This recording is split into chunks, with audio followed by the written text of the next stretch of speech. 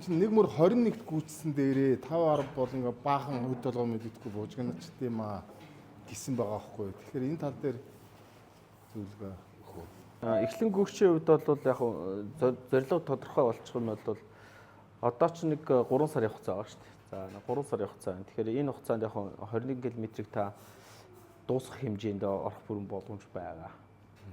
10 км ч гэсэн боломж ус байгаа. Гэхдээ гүйл дээр хичээлжийн гол зорилго чинь бас яг юу юм бэ?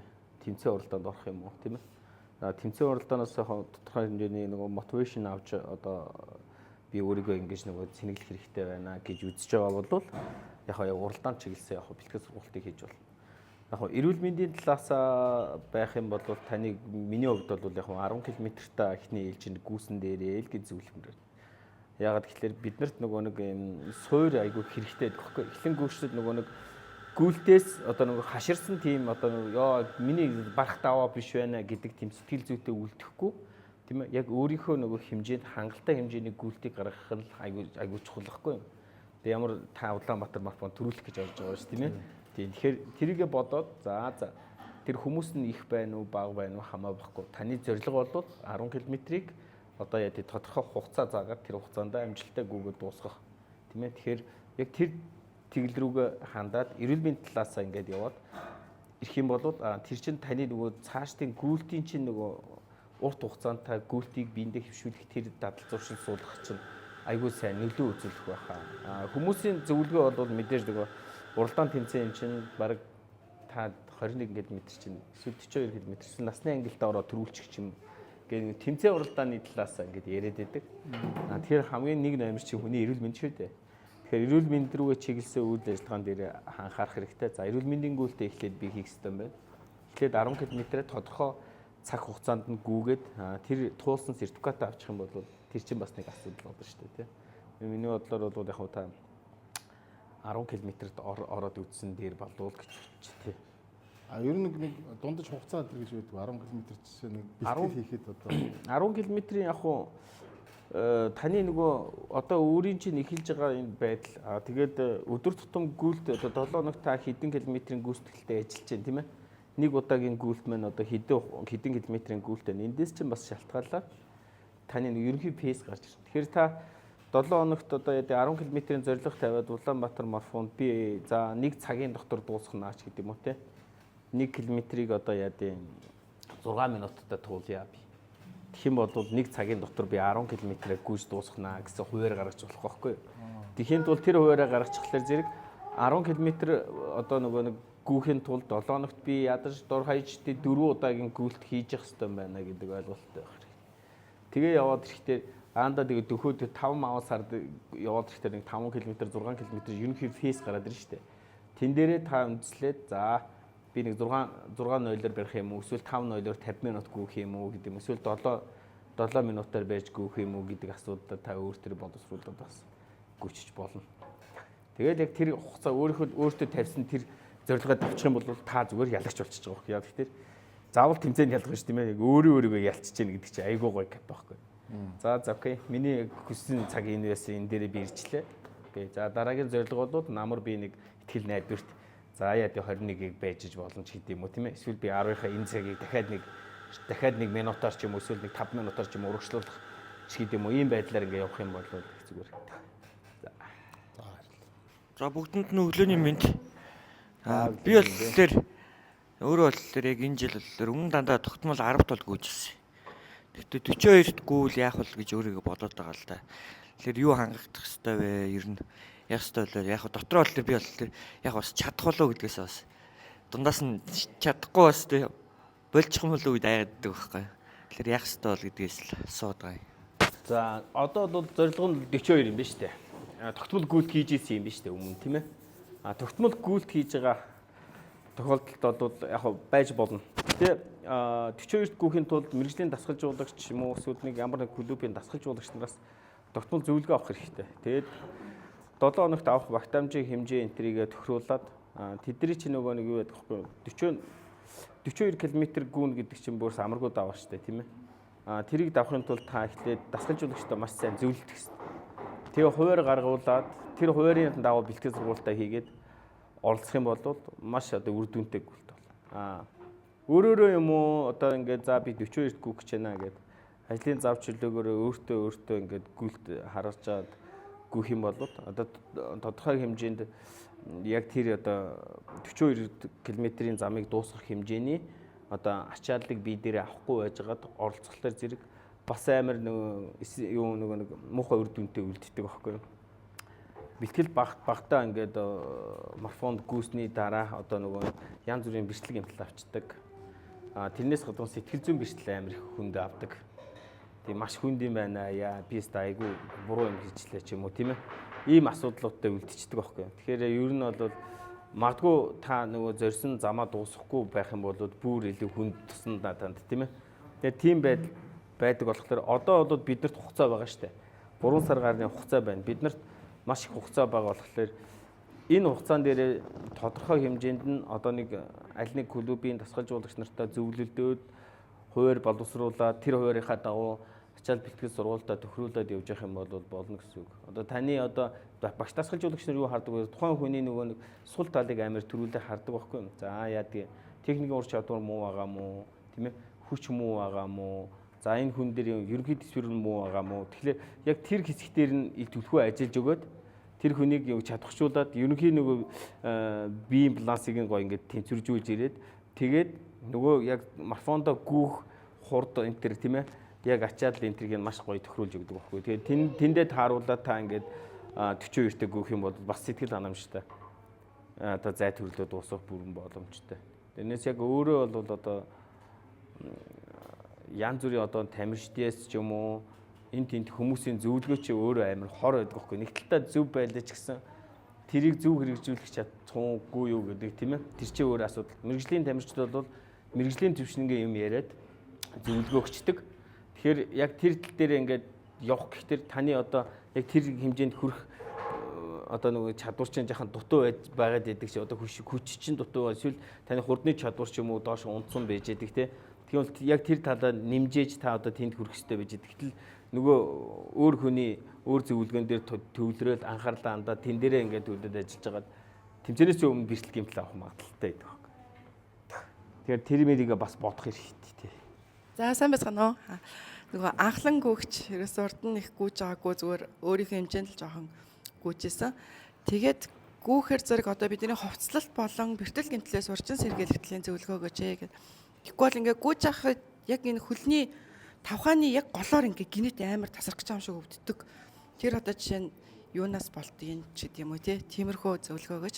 За ерөнхийдөө эхлэн гүйгчтэд гардаг бас нэг том асуудал байхгүй юм чинь. Тэгэхээр яадаг вэ гэхээр бидний нөгөө гүйлт гэдэг чинь нөгөө одоо ингээл нэг булчин ширмэсээ ажлуудад тодорхой хэмжээнд ачаал өгөөд үе холбоосыг бүгдэнд цочроо өгөөд тийм ээ дасгал хөдөлгөөний нэг амар том хэлбэр шүү дээ. Тэгэхээр бид нар нөгөө өдөр тутам өмсөж хэрглэж байгаа зүйлээс шинэ пүүсний технологиуд бол бүр амар болсон шүү дээ. Бидний үед одоо нэг 2000 оны ихэр ч юм уу 2010 он хүртэлх хугацаанд бид нар чинь зүгээр аль болох нэмгэн уралтай пүүсдэл гүөх гэдэг байсан.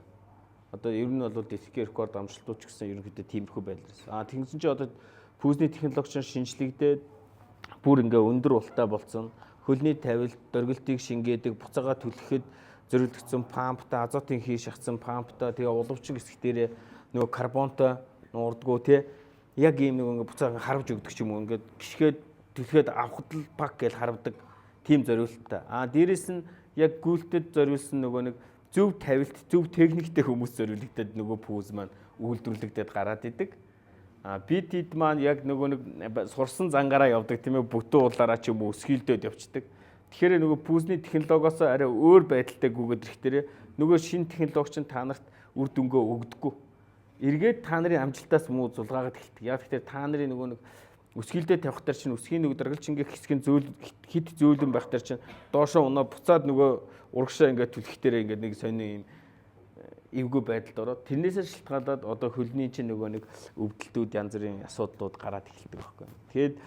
Тэгээд дээрэс нь тэр одоо хитрхи нум унгасан байдлаасаа болоод тэгээд гүйлтэнд орж ихтэй нөгөө нум маань ажиллагаанд ороод ирэх дээрээ юм маань ихэд эхэлж байна гэсэн үг байхгүй. Тэгэхээр ер нь өдөр тутмынхаа одоо пүүз хувцсан дөрөө нум өргөгчтэй уловч ашигладаг ч юм уу те. эсвэл нөгөө хөлийн хуруугаараа ч юм уу тасгал хөдөлгөөн хийж ингэж явж ивэл бас зүгээр байдаг. Гүйлтийн одоо тэр хувцас хэрэглэлийн хувьд одоо удаасаа нэг цаг уурынхаа байдал шалтгаалаад тодорхой хэмжээнд нь одоо манай ерөнхийдөө пэйж дээр гүйлтийн хувцаслалтын талаар Баатар олдоохоо мэдээлэл өгöd байгаа шүү дээ. Яг тэрнийхэн дагуу ингээд хувц унраа бэлдээд өмсөд явж ивэл болно. Яг уралдааныхан үед бол яг сургалтанд хамрагдаад ирэх юм бол мэдээ за эн чинь нөгөө пүүзнүүд чи өөрөө бас нөгөө фейс-пейсийн заалттай байдаг байхгүй. Өндөр хурдны бэлтгэл авах гэж байгаа бол та ямар пүүз өмсхийн те. За нөгөө нэг ерөнхийдөө хол газар ч юм уу дунд зэргийн зайд гүүхэд одоо ямархуу пүүзнүүд нь танд боломжтой юм бэ гэдэг талаас нь бас ингэдэг. Тэгээ анхлан хичээлэгчд маань эхлээд нөгөө мэдхгүй шууд мэрэгжлийн түвшний өндөр түвшний үнэтэй пүүз аваад хэрэглээ яваад идэг. Эхлээд бид нар яах ёстой вэ гэхээр эхлээд бид нар яг өөрийнхөө пейс таарах хэмжээний пүүзийг аваад гүйлтэнд ашиглаж сурчих ёстой байхгүй юу? Зардал багтай. Тэгээд та яг уралдаанд ороод ирээд техникийн ур чадвар сайжрагдаад ирэх юм бол шинэ технологийн пүүз энэ төр аваад хэрэглээд явж иж болно л гэсэн үг тий. За орог миний асуултанд сая хариулчлаа л да. Яг энийг л асуух гэдээсээ ах чинь одоо тий анх удаа л орог энэ мафон гэдэг одоо л сонсоод гүөх сонирхолтой. Урд нь бол яг энэ 23 онд нэг санамсаргүй анх удаа энэ нэг уулын бүүст гэдэг нэг тий тэнд нэг 10 км зүгээр шууд гүгээд нэг цагтаа багтаад л ирж ирсэн. Өөр одоо туршлага байхгүй. Тэгэл энэ саяын энэ сургалтанд хамрагдаал ингээл явж байна. Тэгээ өнөөдөр ирсэн зорилго болох дээр одоо ер нь ямар тийм пүүл сонгох ёстой юм бэ? Хувцаслалт энэ өвлөг үүдэг гэдэг байгаа. Тэгээ би одоо өвлийн пүүз гэж байдаг юм болов энэ төр гэл одоо энэ хүмүүс юу өмсөж чинь туршлага судлах гэж л болно ирлээ. Энэ талаар тэгээ өшөө дэлгэрэнгүй хэлээд өгвөл сайн байна. Гүйлтийн талаар хэдүүлээ бас пэйж дээр оруулахтай батрах. Ер нь бол яг фейс-пейсний төвшний ингээд пүүзнүүд бас байж идэг. Анхан хичээлэгч нар эхлээд юу ууршил болох вэ гэхээр одоо бид нар нөгөө гүйц сүрийн аян дээр яагаад бид нар нөгөө техникийн хичээл заагаад байгаа вэ гэхээр ерөнхийдөө аюул чухал юм чинь суур эхлэн хичээлэгчид хамгийн чухал зүйл нь бид нар зөв техниктэй болох нь чухал гэхгүй юу. Тэгжээж бид нар нөгөө эрүүл мэндээс зөв хамгаалах хэрэгтэй. Тэгээ одоо энэ шинжлэж байгаа технологийн дагуу пүүз мүзээ зөв ашиглах тийм ээ. Тэгээ зөв техниктэй тэр нөгөө нэг гүйлтийн техник эзэмшихийн тулд бид хэд нөгөө огт ажилдгүй байсан булчингуудаа бүгднийг ажиллагаанд оруулж тийм ээ өөрсдөө бэлдэх хэрэгтэй байдаг. Үе холбоос эдэг хүртэл чангалах хэрэгтэй байдаг. Тэгэл одоо нөгөө цаг 30 минутын гүйцэрээ энэ дэр ингээл бэлтгэл сургуульч нэг 30 минут орчмын эрүүл мэндийн гүйлт хийж байгаа. За дараа нь дахиад бид нар гүйлтийн сонголт асуултуудаа ингээд хуваагаад судлаад үзээд байгаа шүү дээ. Тэгэл тэд нар чинь л гэхэд та хэдэд ерөнхий бие хөгжил буюу одоо булчингийн чинь холбоос эдий чинь чангалж өгөх одоо хэрэгтэй гүйлтийн тэр булчингуудыг чинь бүгднийг бэлэн байдалд байлгаж өгөх ийм юмнуудыг ингээд суулгаж байгаа. Сургалтын дээр ажиглагдаад байгаа зүйл нь пүүз хэрэглэлүүд манайх өстой хаамаагүй юм өмсөж ирж байгаа. Тиймээс саксны заалны пүүзтэй ирж исэн, уулын пүүзтэй ирж харагдж исэн, кеттэй хүн чинь ингээд явж харагдж исэн. За яг бид нар яг одоо энэ чинь нөгөө дэлгүүр сургалт дотор ингээд нэг удаа ашиглаж ээж болно л доо.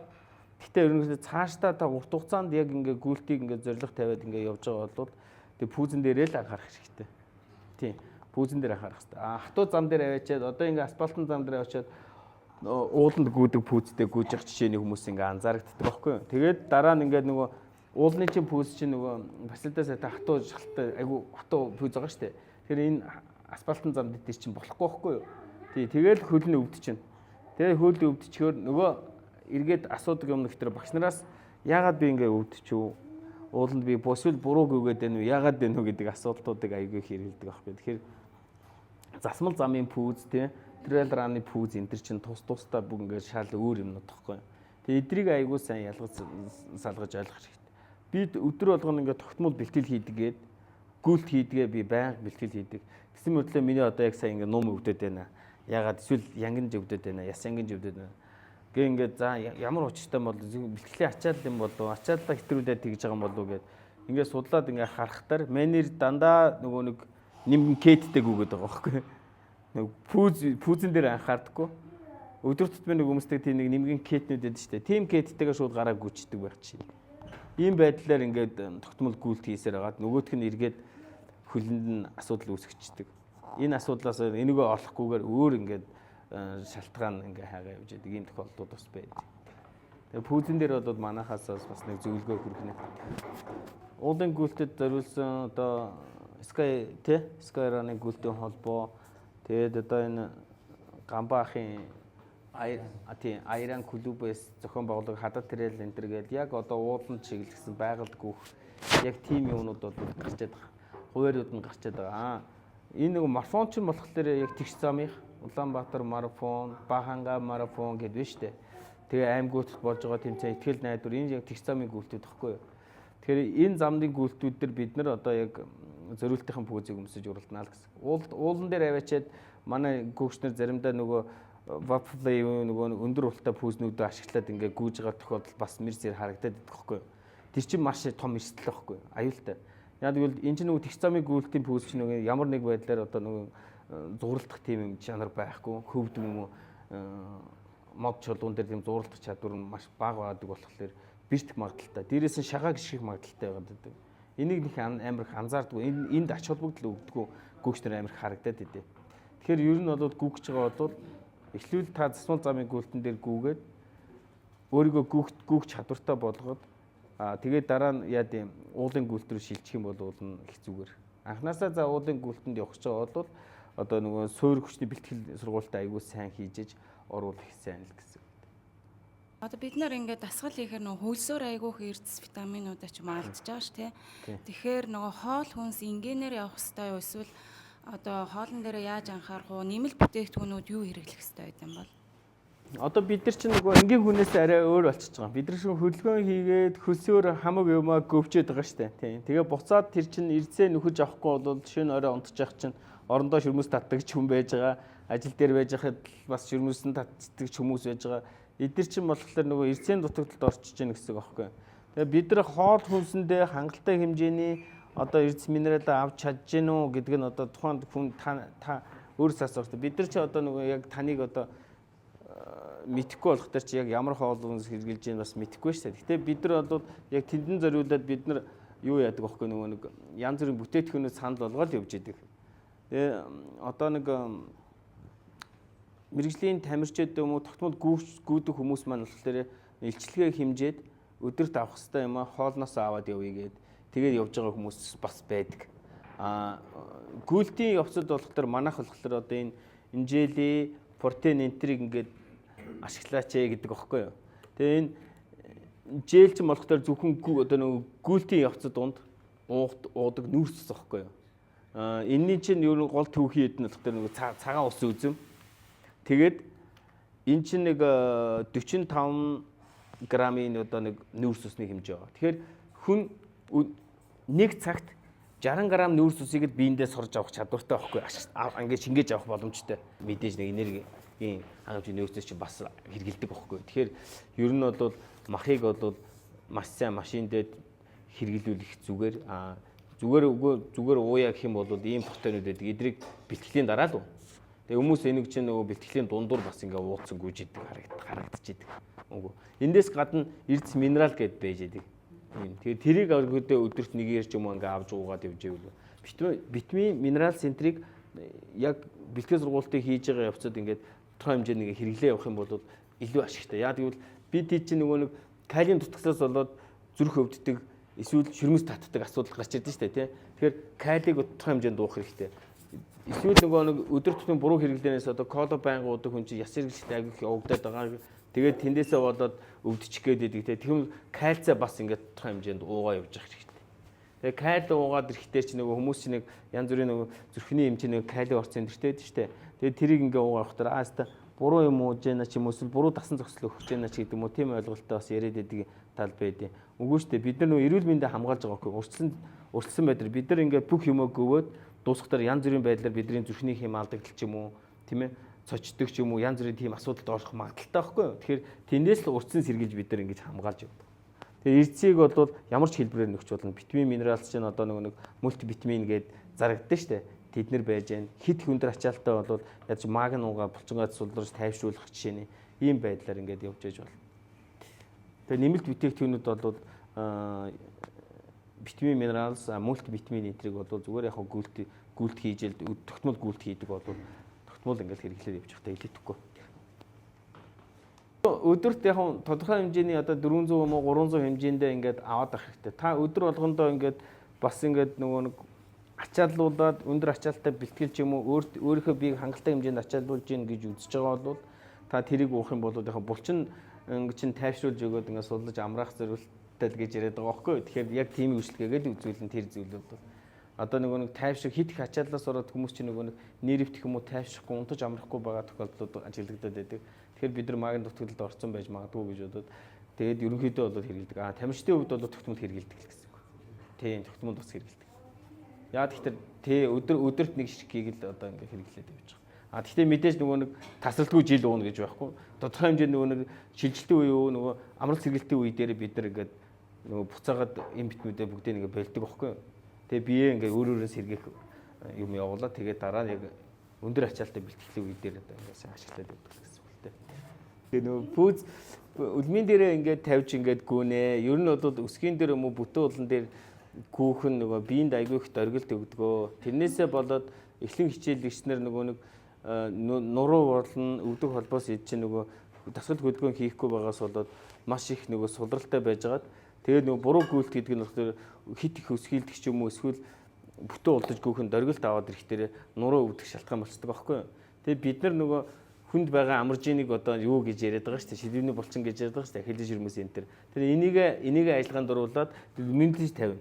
Тэгээд тэн дээр тавиад нөгөө нэг гიშгэж байгаа өсрөөд биеинж ингээд шилжүүлж байгаа тэр одоо нөгөө нэг хүндийн дэв чинь маш хөнгөн ингээд дөргөлтгүйгээр ингээд буулгаад дахиад шилжиж явж байгаа энэ процессыг яриад байгаа. Тэгэхээр үлмийн дээрээ л гүүн гэж яриад байгаа. Пүүзний цүүлийн пүүлэр яг тэндэл тааруулж хийгдэт байгаа. Бидний сургалтын дээр болоод яг энэ гүйлтийн спортын хамгийн чухал зүйл юу техникийн бэлтгэлийг л оруулаад байгаа байхгүй юу.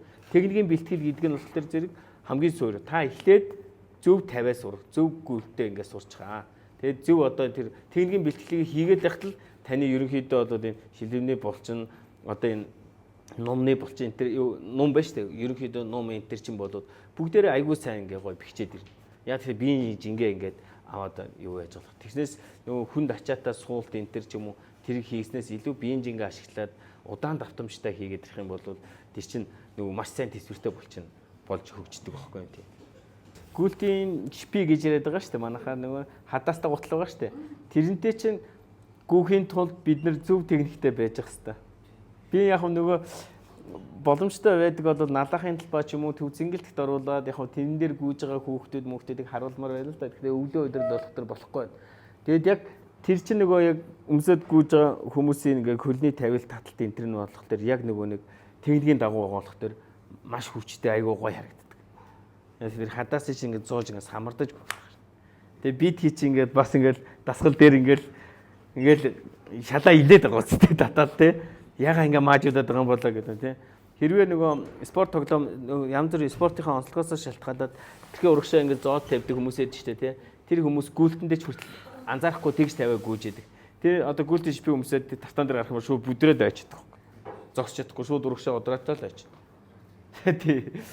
Тэгээд нэг техникээ зөв сурцсан хүмүүстэй шипитэй болол үнэхээр гоё тавьж байгаа. Эхний ээлжинд бид чинь нөгөө нэг юм чинь сурах гэж байгаа. Тэгээд давтах хэрэгтэй. Давтахаа байнга гэртээ давтах хэрэгтэй. Сурахгүй байгаа дасгалуудынхаа нөгөө өмнө хэлгэж ирсэн дөхүүлэх дасгал гээд байсан шүү дээ. Тэдрийг гоё хийгээ сурчих хэрэгтэй. Тэгээд үндсэн дасгалаа зөв болгоод авчих юм бол гүйлт болгон дээр үндсэн дасгалуудаа хийгээд эхлэхээр шаал өөр болоод эхэлнэ. Тийм. Гүйж эхлээд ер нь хэр хугацааны дараа уралдаан тэмцээнд орж болдог вэ гэсэн ийм асуулт байна. Баримжаа дундаж хугацаа байна уу гэж. Тийм гүйж эхлэн гүйжтэд эхлээл зөв одоо гүйлтийг бид нар юу яах хэрэгтэй байхгүй. Тогтмол хэвшүүлэх тэр одоо байдал дээр л анхаарах хэрэгтэй. Нэг тэмцээн уралдааныг зорино гэдэг нь болохоор яг өөртөө нэг итгэл үнэмшил болох мотивашн өгөх тийм л юм байна. Одоо хугацааны хувьд бол одоо нэг та 7 хоног ч юм уу 14 хоног ч юм уу ямар ч үед та тэмцээнд орж болно. Гэхдээ нөгөө нэг 5 км ч юм уу 10 км л сонгох хэрэгтэй. Тэмцээний зай чинь ерөөсөө тэр яг эрүүл мэндийн гүйлтийн зай сонгох хэрэгтэй. Тэр хугацаанд та тэр замаа дуусгаж байгаа чинь аюул том зэрлэг واخгүй амжилт واخгүй. Тэгээд тэн дээр л төвлөрөх хэрэгтэй. Тэгэхгүй за би энэ тэмцээн дээр одоо нөгөө гүйж дөнгөж эхэлж байгаа мөртлөө нөгөө тогтмол гүйцсэн байгаа хүмүүсийг дагаж одоо ингэж ямар өндөр хурд хийж гарах ч юм уу гараанаас араас нь хөөж гүүх ч юм уу. Ийм байдалтай ингээд гүгэд байвал бас амар боломжгүй гэсэн үг байхгүй юу? Тэгээ гүгэд байвал та өөрөө хит их ачаал аавна. Тэндээсээ бас ядарна тийм ээ. Дэнэр өвтөн замаа дуусахгүй байх ч юм гарч ирнэ. Тэгэхээр тодорхой хэмжээнд зорилго бол гүйж эхэлж байгаа хүн бол за тэмцээнийг зорж болно. Гэхдээ яг зайгаа тодорхойлоод тэр зайгаа дуусгана л гэсэн зорилготой байх хэрэгтэй. Тэгээд тэр зайгаа дуусгаж байгаа бол тэгэл болж байгаа. Тэгээд дараа нь нөгөө гүйлтээ үргэлжлүүлээд хичээлээд бүр ингээд агшин төвшөнд хүрээд ирэх юм бол за одоо яг ингээд цаг минутаа тавиад за ингээд би тогтмол гүйдэг юм чинь миний тогтмол гүйлтийн нэг ерөнхий пэйснийг энд байгаа юм чи эндээ тааруулаад явчихъя гэдэг байдлаар ингээд тааруулаад яваад ич болох байх. Гүйл дээр хичээлж байгаа үед фитнест ер нь ямар дасгалууд хийвэл тохиромжтой вэ гэж. Гүйл дээр хичээлж байгаа үед фитнест бол явж аж болно. Гэхдээ хүчийг 7 хоногт нэг 2-3 удаа ч юм уу аваад байж аж болно. Гэхдээ тодорхой хэмжээнд нөгөө таны одоо яг аль хэсэг чинь одоо хөлний хүч муу байгаа мó, гарны хүч муу байгаа мó, цээж хичг ч юм уу байгаа мó, нуруу ч юм уу байгаа мó эндрийг эхлээд мэд хэрэгтэй байхгүй юу те. Тэгэд ерөнхийдөө тэр нөгөө дутуу байгаа хэсэгтэрэл фитнесийн хүчний юмыг аягүй сайн ашиглаж ингээд явах хэрэгтэй.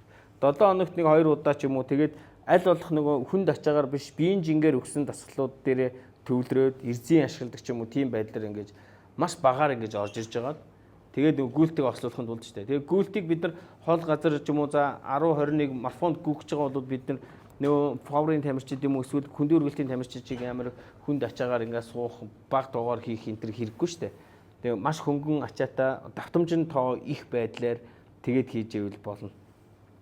Тэгээд хүчийг бол тэгээд яг би яг ийм одоо холын зай ч юм уу эсвэл ийм зайд гүгч байна. Тэгээд би ядс нэг 7 хоног фитнес дээр хүчний бэлтгэл авмаар байна ч гэдэг юм уу те. Тэр юмаа ингээд фитнесийнхаа багштай тохироод тэгээд ярих юм бол тэр багш нар чинь өөрсдөө нөгөө нэг за энэ хүн ямар одоо хэмжээний ачаалттай бэлтгэл өгөх вэ гэдгийг чинь нэг хэд гаргаад ирдэг байхгүй. Тэгэхээр удаан баг жингээр удаан давтамжтай дасгалуудыг санал болгоод эхэлдэг байхгүй. Тэгээд тэр дасгалуудаа хийгээд ихтэй гүйлчээр. Тэгэхгүй бол нэг хит их одоо уург уулгаад хүнд ингээд суулгачихаар булчин маань нилээ ингээд хөгжөөд хитрхи том болчихлоо зэрэг одоо том булчинтай хүмүүс чинь нөгөө юу яадаг байхгүй хол газар гүөхөд айгүй төвхтэй байдаг байхгүй. Холын төсвөртэй булчин нарийн шигтэй амар сайн төсвөртэй булчин ингээд хөгждөг. Тэр булчингууд чинь сайн байж одоо нөгөө ингээд ажилтдаг. Одоо нөгөө паверын ч юм уу маш хүнд юутай тамирчид холын зайд айгүй мó. Тэгсэн яг пук гэдэг ойрхон зур тесрэгтэй амар чадвартай байдаг шүү дээ. Тэгэхээр нэг амар хүнд ачаалттай тийм бэлтгэлүүдийг бол фитнестэй хийгээд хэрэггүй бах. Яг гүгж байгаа бол фитнесийн чиглэлээр өөр спортын төрлүүдээр хичээлж байгаа бол одоо таны сонголт шүү дээ, тий. Гүйлтийн хувьд бол нэг 7 хоногт 2 удаа л хүчний төсвөрийн бэлтгэлүүдээ хийх хэрэгтэй. За гүүхээр өвдөг түнх өвдөж байна. Үргэлжлүүлэх үү, болох уу гинэ. Гүүгээд хэр хугацаа ингээд өнгөрөөж байгаас л шалтгаалаад байна л да. Тэр одоо өвдөг түнх чинь өвдөж байгаа бол та эхлэн хичээлэгч байгаад шууд өвдөж эхэлж байгаа мó эсвэл тийм ээ нэг би тодорхой хэмжээнд гүйлтэр бол нэг хагас жил юм уу эсвэл бүтэн жил эсвэл тогтмол гүйдэг байжгаад өвдөж гэнүү гэдгээс шалтгаална. Одоо нөгөө гинт ингээ байж байгаа л өвдөж эхлээд одоо нэг ачаал аваад ирэхэд булчин чинь нөгөө ажиллахгүй байгаа булчин гинт ингээ ажиллуулад юм дасгал хөдөлгөөн хийгээд ирэхээр нөгөө чинь цочроод яхаа өвдөлт өгдөг байхгүй. Цочроод өвдөн цочирсан байдлаас нь тийм нэг юм хүн байж байгаа. Тогтмол гүйдэг хүмүүсийн хувьд бол тэр бол бэртэл гэж үзээд тодорхой хэмжээнд бэлтгэлээ зогсоогоод маш хурдан хугацаанд эмчилгээд хийх хэрэгтэй. Тэгээд эргээд орох хэрэгтэй. Манайхан нөгөө өвдөж байгаа хэрнээ гүгээд идэг байхгүй. За энэ нэг өвдөж байгаа шүү. Гэхдээ би өнөөдрөөс та гүйлтэй давахгүй сэтгэл санаа амрахгүй байна гэж гүгээд идэг те. Тэгэхээр нөгөө өвдөлт маань эргээд нөгөө архагшаад бүр ингээд салахгүй тийм балаа юм болж хөрдөг байхгүй.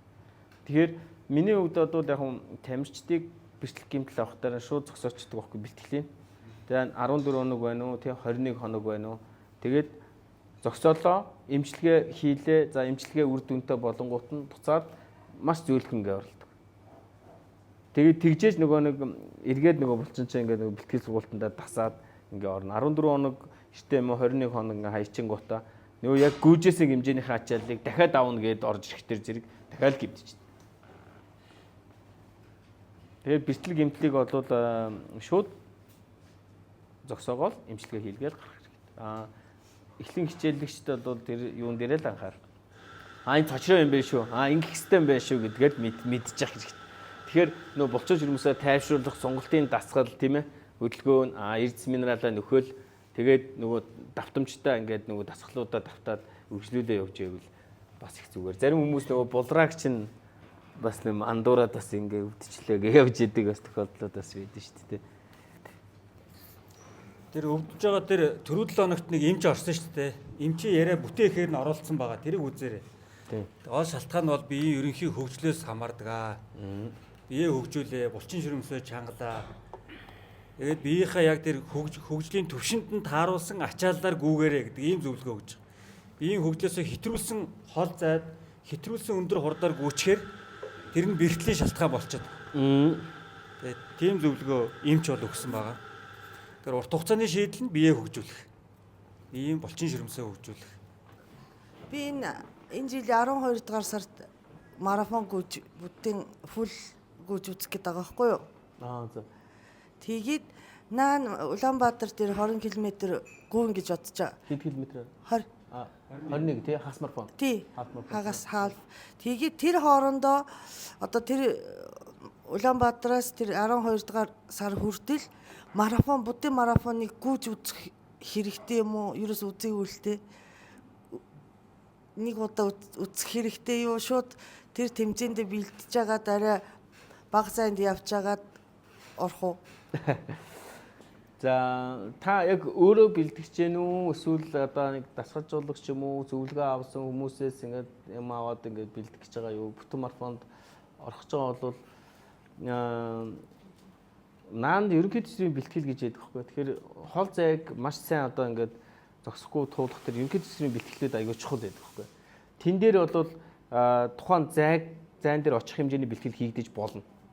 Тэгэхдээ тэр чинь наан нөгөө нэг та яг юу хийсэн бэ? Ямар бэлтгэл сургалт хийж иж тэр ачааллыг аваад дахиад буцаад унгаж сэргээд тэр үндсэн марафонд орох вэ гэдэг чинь асуудал байдаг байхгүй. Тэгэхээр 7 хоногт гүйх нэг бэлтгэлийн хуваар байгаа шүү дээ. Тэн дээрээ одоо дасгалжуулагч нар чинь ихлээр за нэгдүгээр өдөр одоо техникийн бэлтгэл гэдэг юм уу те, хоёр дахь өдөр хурдны бэлтгэл, гурав дахь өдөр төсвөрийн бэлтгэл, дөрөв дахь өдөр нь техникийн бэлтгэл, тав дахь өдөр нь яа дээ хурдны төсвөрийн бэлтгэл гэдэг юм уу те. Хасаа өдөр нь төсвөр, тэгээ бүтсэн өдөр ерөнхий төсвөр гэж ордог байхгүй юу? Тэгээ ингээд нэг төлөвлөлт гарна шүү дээ. Энийхээ дагуу таны биеийн акцес шалтгаалаад наан 42 км гүйж одоо 42 км-ийн гүйх хэмжээний ачааллыг аваад орж болно л гэсэн үг. Тэгээ боломжтой. Гэхдээ ер нь бол чинь жилийн хугацаанд төлөвлөсөн ажил нь шүү дээ тийм ээ. Тэгэхээр ерөнхийдөө бол энэ жилийн дотор хангалттай бас боломж байгаа. Наан нөгөө бэлтгэлүүдийн схемийг маш сайн боловсруулад яг өдөр тавах километр багтаамжийнхаа гүйлтүүдийг авчих юм бол тэр ачаал дээр очиод орох юм бол үр дүнтэй гүйтэл болно. Шууд яг тэр ачаалт хүрэхгүй хэмжээнд доогуур ингээ ачаалт явж байгаа хамгийн өндөр ачаалаа яг тэмцээний төлөвлөлөд бас авч болно. Ер нь одоо яг таны хувьд одоо дасгалжуулагчнаас зөвлөгөө аваад тэг явах юм бол илүү үр дүнтэй. Өөрт чинь бас амар. Тийм болов гэж бодож. Эрүүл мэндийн чинь хувьд бол тийм ээ. За баярлалаа. Марафон хагас марафон гэхдээ чи яг марафон чинь олимпийн спортын зай төрөл аахгүй. Тийм. Тэгэл та хэд марафонд бас ингээд зорилго тавиад орж байгаа бол заавалчгүй нөгөө наан 21 км 5 10 21 энэ төр дээрээ нөгөө цагийн үзүүлэлтүүдээ айгүй сайн бичиж аваа сертификат одоо тэмцээн уралдаанд орох юм бол сертификат энэ төр айгүй сайн гаргуулж авч байгаа. За миний нэг максимал хэмжээ энэ шүү гээл тий. За энийгээ би одоо ахиулах ч юм уу дараагийн зорилго нь энийгээ ахиулах ч юм уу. Эсвэл яг энэ хэмжээндээ барьж шийд юм уу тий.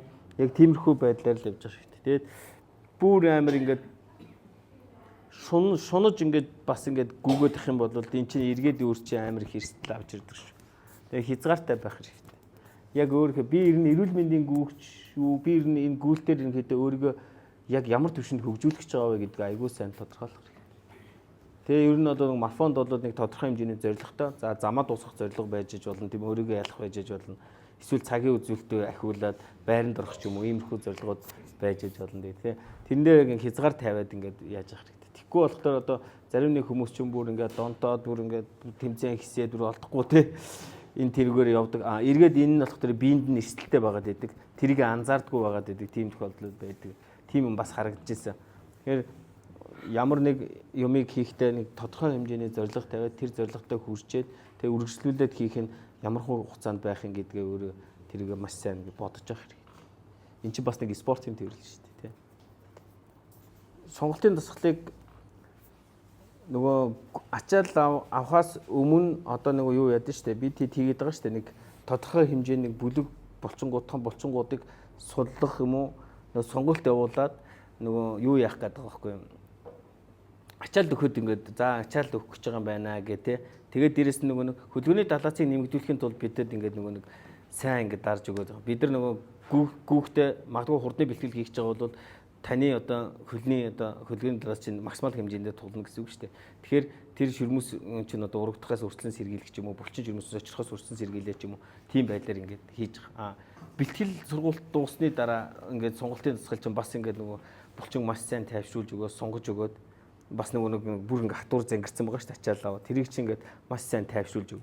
Сонголтын дасгалыг яг одоо бүр одоо нэг ийм сонголтын спорт ямар л одоо манай балетчд байгаа тий. Балетчд өөр нөгөө тийм спортын төрөл биш яг тий йога энэ төр шиг бүр тийм амар одоо ингээд сунгаад бүр яг тэд нар чи яг бас нэг спортын төвшөнд гарах гэж тийм хийж байгаа. Тэгвэл бид нар гүйлтийн дараах тодорхой хэмжээнд ачаал авсан том булчингуудаа маш сайн сулж өгөх хэрэгтэй байна. Тэхийн тулд сонголтын дасгалыг тодорхой хэмжээнд бол байлгаж явах нь их зүйтэй. Одоо яа гүүгээд ирлээ шилэв зангирчаал одоо яг модорчод байна гэдэг нөгөө сонголтын дасгал хийж нөгөө сулдаж амраахаа мэдэхгүй. Тэгэхээр сонголтын дасгалыг хэр зэрэг ачаалтаа бэлтгэл хийхээсээ шалтгаалаад бас хийн. Одоо өндөр ачаалтаа бэлтгэлийг хийчихдээ шүү дээ. Одоо нэг маш өндөр хэмжээний хурд авалттай ч юм уу тийм өндөр ачаалтаа хурдны төсвийн бэлтгэлийн дараа сонголтын дасгалыг бас ингэ хүчилж хийж болдгоо. Тэгэх юм бол бас булчингаа гэмтээчдэг. Тэгээ одоо яг зүгээр зөөлөн гүйлтийн дараа бол сонголтын дасгал айгуу сайн. Зөөлөн гүйлт мөлд одоо нэг 5 км 10 км-ийн дараа тодорхой хэмжээнд бүлэг булчингууд дээр нэг хідэн тооны сонголтын дасгал мэдж байгаа бол тэдрийгээ хийгээл амраачих. Тэгэх юм бол булчин чинь буцаад нөгөө сонголтоо аваад тайвшаад амарч идэх байхгүй. Тэгэхгүй болохоор зэрэг нөгөө эсвэл бүр орой унтдээ шүү дээ тий. Унтахын өмнө нэг тодорхой хэмжээнд бас сонголтын дасгал хийх юм бол бас аюу гой тайвшиж амраад гэж яриад байгаа. Сүүлийн үеийн спортын одоо нөгөө нэг эрдэмтэд одоо тэгж яриад байгаа хгүй. Ер нь унтаж амрахаас өмнө оройн цагаар сонголтын дасгал амар үр дүнтэй байдаг шүү гэдэг тийм зөвлөгөө өгдөг болсон байна. Тамирчдын хүртэл одоо манай тамирчид чинь өндөр эрчимтэй бэлтгэл хийжтэй тий. Тэгээ эрчимтэй бэлтгэлийн дараа бүр амар өндөр эрчимтэй бэлтгэлийн дараа битээ сонголтын дасгал хийлгээрээ буцаагаад зүгээр тэгээд тэр чигтэн зүгээр 50 амраачингуудаа бүр ингээд тайвширсныхын дараа сонголтын дасгалыг явуулаарай ч гэдэг. Ийм байдлаар яваад байгаа. Манайх чинь одоо хүүтний үйлрэл эхлээд өвлийн гүйлт болцдог. Тэгээд хүмүүс маань одоо бас нэг хашраад гарч гүйж чадахгүй байгаа л хэдэж штэ тийм. Тэгэхээр өвлийн гүйлтийн хувцлалт бол юу яана л да. Ер нь бол зузаан нэг эртүс хувцлууд штэ тийм. Тэдрийг нэг юм уу хоёр давхар ерөнхийдөө нэг сонгон шиг л хувцал гэдэг байхгүй юу? Сонгон шиг давхар олон хувц өмсөөрээ. Тэр нэг энэ хооронд агаар гэсээр байгаад тэр хүн чинь дулаан байдаг байхгүй. Бид хэд чинь нэг бүхэл нэг бондгор юм өмсчих гээд идэг. Тэр чинь нөгөө хөлрөх дээрээ буцаад ингээд зөхөөд маш хурдан дааруулчаад байдаг байхгүй. Дээрэс нь пүүзний хөвдөж хүртэл одоо нөгөө өвөл ирнэ ямар пүүз өмсөх юм бэ? Ямар пүүз өмсөх юм бэ гэдэг. Одоо өвлийн пүүзний юу гэж одоо зуны пүүз байхгүй. Зуны тийм. Өвлийн одоо нэг өстэй дотортой пүүз гэж байдаг байхгүй ерөнхийдөө. Одоо энэ пүүз байна. Энэ чинь лининг тий. Одоо ингээд баатрахын өмсөлтөг хардаа. Зүгээр ингээд ноос өмссөн мөн. Дотор нь яг одоо энэ зун энэ дотор өмсдөг нэг спорт амьсаа өмссөн. Дээр нь ноос өмсөөл ерөнхийдөө болоо. Тэгээ хөдөлгөөн хийж байгаа үед хөл амир даарад гүйлтийн үед хүн гадна гараа гүөхтэр зүгээр зогсож байгаа шиг ингээд даардаг байхгүй. Нэг дотор энерги юу явж байгаа болохоор маш их халуун ялгаруулж идэг. Хамгийн гол нь гүйлт дуусаад л бид хэд маш хурдан хугацаанд тэр хөлтөө хувцас солихол арга. Маш хурдан хугацаанд дулаахан газар орж солино. Тэгвэл хүүтэн машин дээр зогсчоод машин алаахгүй очиж гүйчээд ирээд хүүтэн машин дээр солих юм бол бас их эрсдэлтэй. Тий. Өвлийн үйлрэлд одоо нөгөө одоо энэ цас мөсөн дээр хүмүүс гүйгээд байна. Энэ дээр бол би ямар ч төрлийн пүүстэй гүйж болно. Гэхдээ энийг уралдаан гэж битээ авч бодоорой. Тэгэхээр уралдахын тэмцэл явуулах дээр чинь өөр өгөхгүй. Эсвэл зүгээр өдөр тутмынхаа гүйдэг пүүзэн дээрээ юу л ашиглал та. Хадаас. хадаас ашиглаад тэгээд гүйж бол. Ер нь гүүхтээ өвлийн гүйлт хийхдээ нэг зүйлийг анхаарах хэрэгтэй. Улаанбаатараас ерөнхийдөө Улаанбаатар ч амар утаатай бот шүү. Дэлхийн номер 1 утаатай болцоод байдаг. Бид тэдэнд эрүүл мэндэ бодоод гүүх гэдэг. Тэгэхээр тэн дээр анхаар өглөө эрт ингэж ирээд гүүх нь зөв юм уу, буруу юм уу тийм ээ. Энийгээ сайн бодож явах хэрэгтэй. Бид нар эрүүл мэндэд хөрөнгө оруулалт хийх гэдэг эрүүл мэндэ хорлох гэдэг юм гэдэг асуудал. Яа тэгвэл нэг зүгээр алхаж байгаа хүнээс хэд дахин илүү амьсгалж байгаа болохоор энэ хортой утааг бид нар хэд дахин илүү амьсгалнаа гэсэн үг шүү дээ. Тэр өдрийн цагаар нэг яг нэг өдрийн 2-3 цаг эсвэл цайны цаг үеэр нэг онгоодг шүү дээ. Яг нь тэр үе дээр гараад сайхан гүйсч болно. Эсвэл салхитай өдөр харж байгаа. Салхитай өдөр чинь Улаанбаатарын утаа хөөчдөө шүү дээ.